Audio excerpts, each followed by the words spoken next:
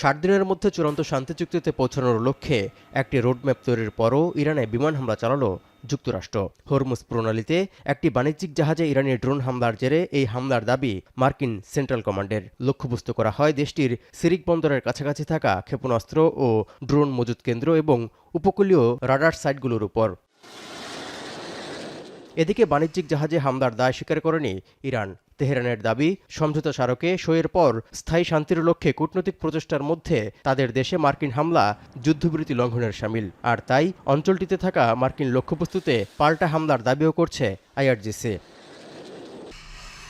কূটনৈতিক প্রচেষ্টার মধ্যে হামলা পাল্টা হামলায় ওয়াশিংটন তেহরানের উত্তেজনার পারদ ফের বাড়ছে। ইরান যুদ্ধবিরতি লঙ্ঘন করেছে বলে পাল্টা দাবি করেছে যুক্তরাষ্ট্র। এমনকি সহিংসতার জবাব সহিংসতার মধ্য দিয়েই দেয়া হবে বলে কড়া হুঁশিয়ারি দিয়েছেন মার্কিন vice president JD Vance.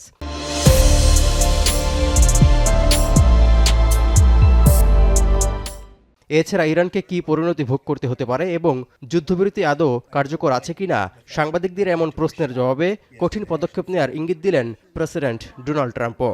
An allied ship, but a very expensive ship, and it was fine, but it took a little beating. They shouldn't be doing that, so you'll find out. এদিকে ইরানে হামলা চালানোর পর মার্কিন president Donald ট্রাম্পের দোষারোপের খেলা এখন আর কাজ করবে না বলে মন্তব্য করেছেন ইরানের জাতীয় নিরাপত্তা কমিটির প্রধান ইব্রাহিম আজিজি। এমনকি এর মধ্য দিয়ে আলোচনা বা যুদ্ধবিরতি নীতির প্রতি ট্রাম্পের দায়বদ্ধতা না থাকার প্রমাণ স্পষ্ট হয়েছে বলেও বিবেচনায় নিয়েছে তেহরান।